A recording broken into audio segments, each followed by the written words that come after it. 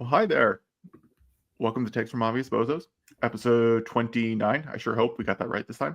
We did. I'm Drew, and joining me as always, and back and better than ever, because we had a little hiatus. Not because I forgot to produce and send everything. Totally not. This was definitely scheduled. But Zach, as always, is with me. Zach, I haven't seen you in a while. How you been, buddy?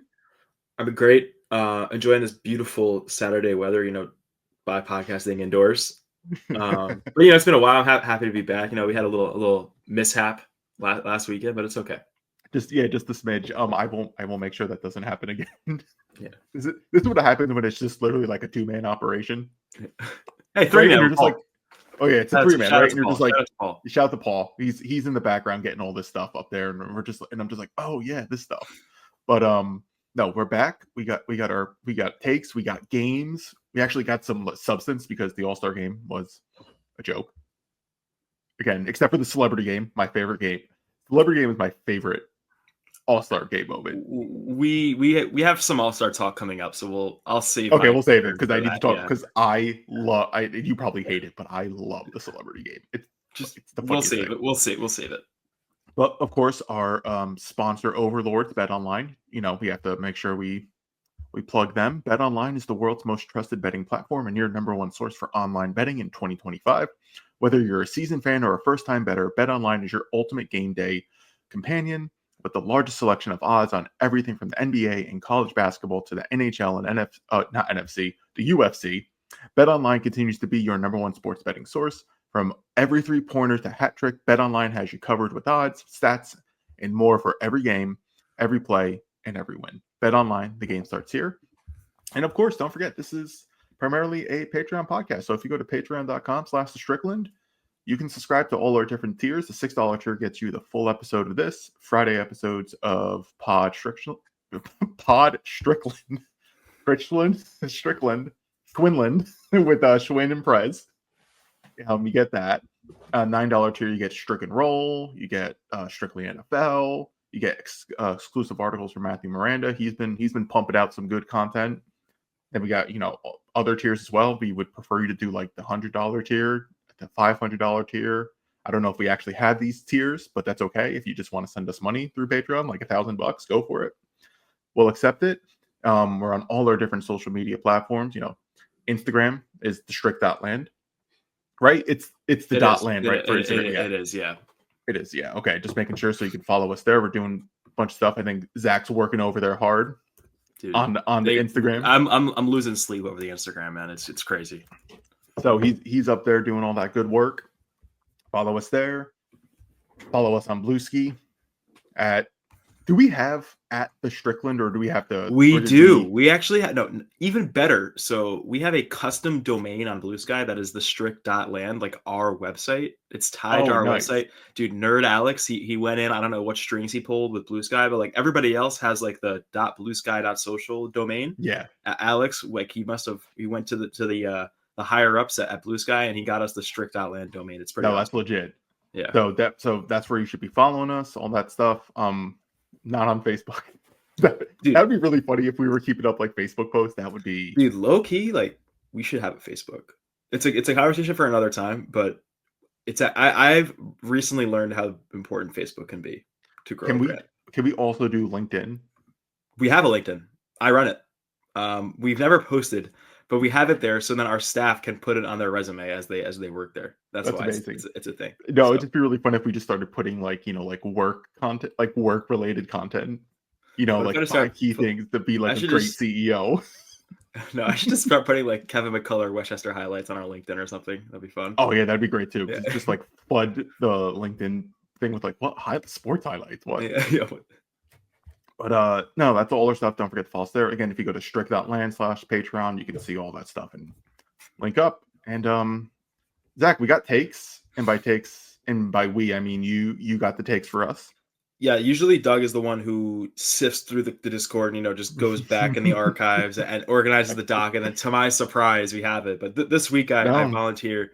I think I've organized a great show. We actually forgot to like do a message fielding takes usually the night before we record, we usually do it and everyone get some other ones. But since we're like a week behind, we have so many takes to catch up on. I went back to almost a month ago. It's been like I went back to like February 10th, and today is March 1st. So we've got pretty much a whole month's full of takes. We've got all-star takes. We've got some trade deadline stuff to catch up on. We got plenty of stuff, but I organized it well. It should be a fun ride. I'm super excited. I can't believe it's March already. Yeah, I know. We got tournament basketball. We got Emoji Madness coming up. I've been thinking about it.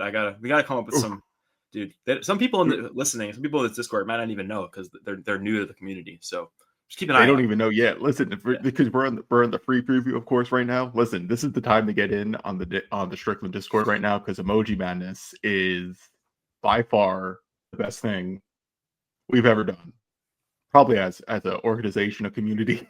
It's going to be bigger and better for year two too. We're gonna come up with some new features and stuff. It's gonna be phenomenal. I can't wait. And then I think the biggest question that hangs on all of it all is like, will the snail make its appearance? That's true. We'll have to do some polling about that. Maybe like an we have to discuss that. Yeah. Again, if you guys don't know what we're talking about, these are all inside jokes, and that's the only way to do that. Patreon.com/Strickland. But all right, we're gonna get some takes. I believe it's some Tibbs stuff. So Tibbs has been a hot button topic as always. The All-Star game is a hot button topic. So let's get into some stuff. Stephen A. Smith for president, Jax365 has, I'm sorry, but if Tibbs can't win an NBA championship by the end of next season, he should be fired. He is officially on my watch list. Where are you on Tibbs? I mean, this is not necessarily a hot take, but where are you on Tibbs? Okay. I think like the past few weeks, especially this was probably submitted like right after the Boston or Cleveland game when which were absolute disasters. Yeah, which were disasters, and like it's okay to have thoughts on Tibbs after those games and worry about like the ceiling of this team. Like I totally get it. Me too. I do think some people are a little too quick to have like these super far north or super far south takes on Tibbs where it's like you can't do this, it has to be that, or like I think there's a little more breathing room with like, hey, maybe he can win a championship, maybe he can do that. But I do think like this window that Jax365 is giving where it's like he can win a championship by the end of next season, that's a little more like fair weather than I've heard from most people, because a lot of people are like, all right, this is the year. If it doesn't happen this year, it's never happening. If it doesn't happen with this team, it's never happening. Mm-hmm. If you give him 2 years with this, like assuming Towns is still here, or maybe they make another trade with Towns involved for another major star, but like I think that is enough time to kind of get a good gauge, especially if after a couple playoff series against Boston or against like Cleveland or another good team like that, if we can't have a real shot at the championship the next 2 years, I think there is a real argument to move on. But I'm a little more open to keeping him around than I think the general consensus. Like I think he has kind of earned himself the benefit of the doubt. And I also think any of the people who are bringing up his old playoff teams or his resume as a coach and like all the other stuff, I think he has evolved so much as a coach, as a Knick, and also his roster here is as talented, if not the most talented roster he's ever coached. I mean, it definitely is the most talented roster he's ever coached, and it's probably going to continue. It's also the best roster that's constructed towards his strengths, and like we have a take coming up in a bit, but like this is a very Tibbs first and like built around Tibbs roster, and like if he can't perform with this type of roster in the next 2 years, or like I don't know, win a championship, but at least like make the finals or have a good shot in the conference finals in the next 2 years, like I would be open to moving on. But I think I do give him the rest of the season for sure, and definitely a good piece of next season. He's definitely going to do the rest of this. I think that's kind of like in terms of like what's actually going to happen. He is going to get the rest of the season, right? And the playoffs will be a big factor. I do think I'm more also on Eileen on the side is like kind of more of like a proactive approach, like get in on something a little earlier than waiting too late. Yeah. Recently, we really have seen signs of that 21-22 type of season where there appears to be very clear things that you can and can't do, or really shouldn't do. And in the Cleveland and the Celtics games really highlighted this, where it's you're playing a specific style, you don't look prepared, and then the type of play you do literally caters to what your opponent wants to do.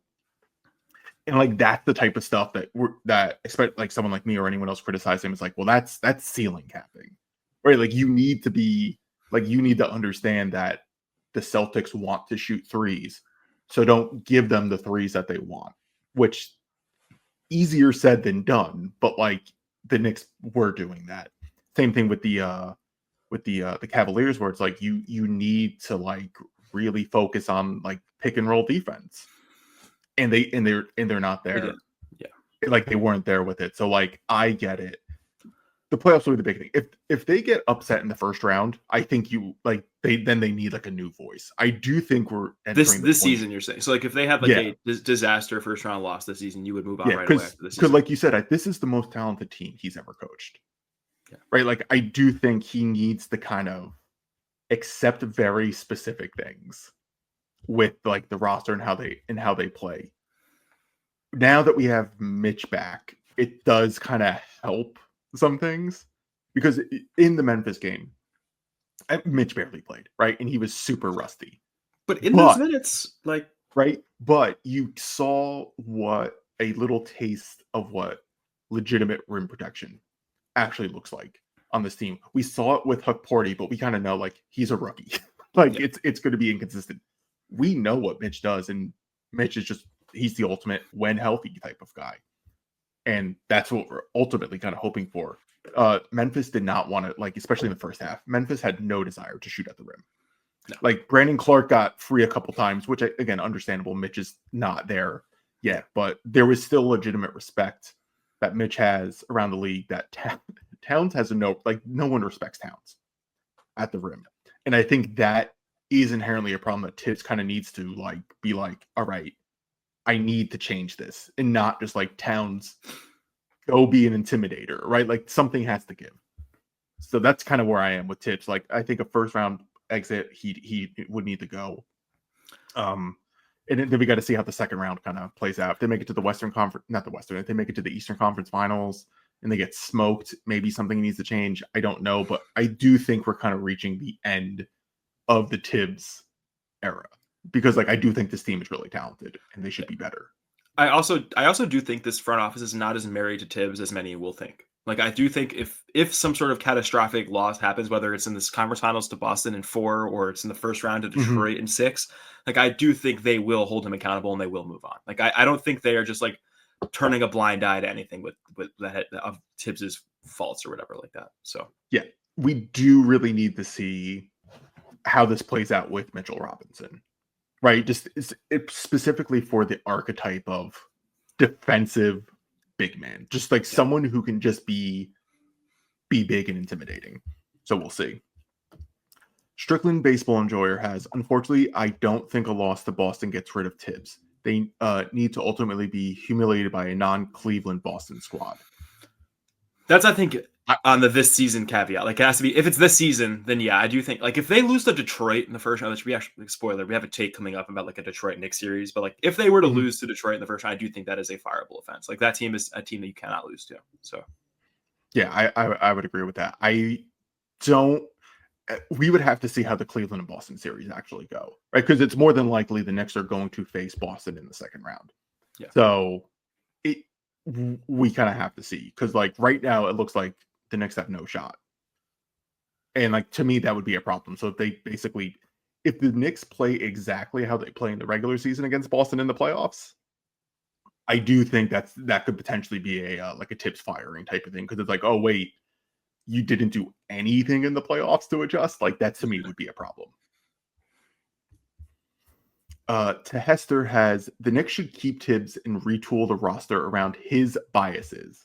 That's actually, believe it or not, we've actually done that for the past 5 seasons or 4 seasons. I feel like, yeah, I think we have. The only time it wasn't tailored was, the Towns trade, right? I think that's it. And even then, it's like still a guy that Tibbs can work with. And like they didn't have a 5, and like Tibbs needed a quote unquote 5, and they got. I mean, Cat is not a true 5, but he can certainly play the 5. And they went out and they got him before camp, and like that is, I don't know if that was entirely to appease Tibbs, and I'm sure Tibbs is on board with that move. So. Yeah, I think they've already done this, and I don't think this was also definitely a little bit of a joke take from Hester. Like, it's funny. Yeah, I definitely wouldn't. I would not actually recommend that approach. You really shouldn't be building teams around your coach. Like that's not. The coach should be like, okay, this is the roster that we have. Memphis actually does a really good job of this. Jenkins does a good job of like, all right, this is the roster that we have. We need to actually, this is what we need to do around that. Yeah. Oh, is this from you? This is from me. If Mitchell Robinson plays in all 24 games, Knicks will go 19-5 in their final 24 games. 19-5, man. Well, we're on pace to do so. We went 1-0 in the first one. So it's looking good. Have you looked at the schedule? Like, have you seen what they have coming up? I have not done schedule watching. I will look at it right now, though. So they have a game against the Warriors at home. Well, they play Miami tomorrow in Miami. I'm sure this podcast will be out after that game. Then they have Golden State at home, and then they go on a 6-game West Coast road trip where it's like LA, Golden it's State, it's basically a California Sacramento. road trip. It's the whole California trip, which I'm sure there will be some tough losses on that trip, but I'm sure that will be that. I think they can finish that trip 500. Like if they go 3-3 on a 6-game West Coast trip or 4-2, they're fine. And then the minute they get home, they've kind of got a little bit of a cakewalk schedule. There are a couple contenders who come to town like here and there. Maybe like there's 2 or 3 losses in that entire rest of the season thing. But after that West Coast trip, man, I think they've got a chance to string together like a 6-game win streak, a 7-game win streak, and build some momentum for the playoffs. They are playing Cleveland and Boston though. Yes. 3 So times. those were the contenders that I was talking about. But then every other game is like it's like the Sixers come, the Hawks are coming again, I think, or something. And it's like it's beatable teams. So I think the big test, the real big test, because I think it's going to take Mitch some time. Like where Mitch is by April will be really interesting to see. Huge. Yeah. So like if he can actually stay on the floor and just even give you 20 minutes, I think that would be a significant game changer to this team. I don't even think it matters whether it's like do you play him with Towns, do you not play him with Towns? I don't even think that actually matters. I just think having a defensive center for any semblance of minutes just kind of makes this team significantly better. Like I really think that's why the Knicks were so good last year and why this team fell in love. I mean, the fans fell in love with the team. It was 48 minutes of elite center play, and especially defensive center play. We're not getting that now with Towns, but we do get like elite offensive center play with Towns. So it kind of helps with it. But like now having Mitch back, I just think even 20 minutes would be huge. So I really hope he can get there. ZMP323 has Mitch needs to start over Hart when he's back. That's a hot take. I don't think I agree with it. I thought this was like a no chance type of thing a week ago. But then Tibbs gave that weird quote where he was like, hey, we haven't had our starting center all year. He did. Which is like, I get that Mitch was a starting center at other points of his career and like has been a starting center for this team. But I think Cat is just like the more talented player. And like if you were to just tell me that Cat would start every game at center no matter if Mitch was healthy or not, like I would have totally believed you and called it not that crazy. But if they see if Mitch if 5 games from now Mitch is like getting his legs back and looks real, like can play 26, 27, 28 minutes a night, and you want Cat to play the 4 with him and Hart to come off the bench and like kind of balance out that bench unit a little bit more, then I believe it. I just don't think it's going to happen. So yeah, neither do I. It would be like it's an interesting look to do. I don't think it needs to be a starter thing. I do think the other lineup that Knicks do need to explore is Hart out, Mitch in. Right? I do think that's the lineup they should explore because they need a different look on it. They just need a different look, and that would and I think that's the easiest type of different look to do. Another one, it could be also like you take out Towns and you put in Deuce, and you kind of run like a little small, and just kind of like Mitch is like the center, and just like small ball it like that. That's another option they can look at. They need to find the best line. I think the thing that we're definitely need to see is Mitch needs to be in their second lineup, and they need to find which one is the best one.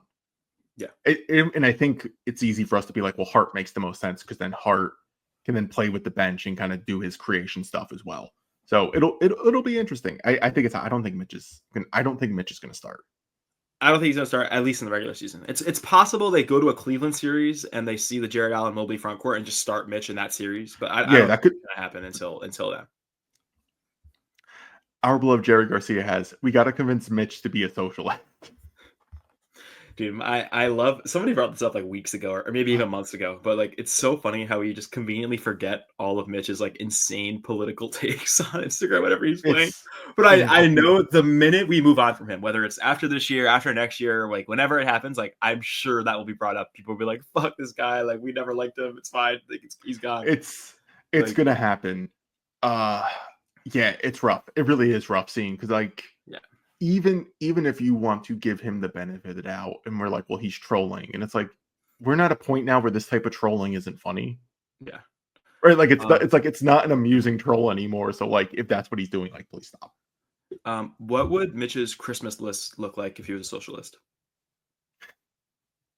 It would be well, he wouldn't. He would actually give gifts to everyone else. Oh, that's just true. Yeah, that's a good point. That's a good point. I'm trying to think of like So what he, would be a good gift to give Mitch if he was a socialist. I don't know. That's a good one. I Just yeah, like I just don't think he would celebrate Christmas. I think that's the if actual he answer. if he wanted a Trump Miller Lite shirt, I would give him like a Bernie like iced vanilla latte shirt or Or yeah, something. that could work. Yeah, instead of a Miller Lite, just give him like some sort of like artisanal coffee instead. Okay. That'd be yeah, like Or you could give him a like a Subaru Outback instead of a yeah, or something his like that. giant Ford F-350, whatever he has. You just give him like a Subaru. Did you see the video? Oh my god, it was yesterday.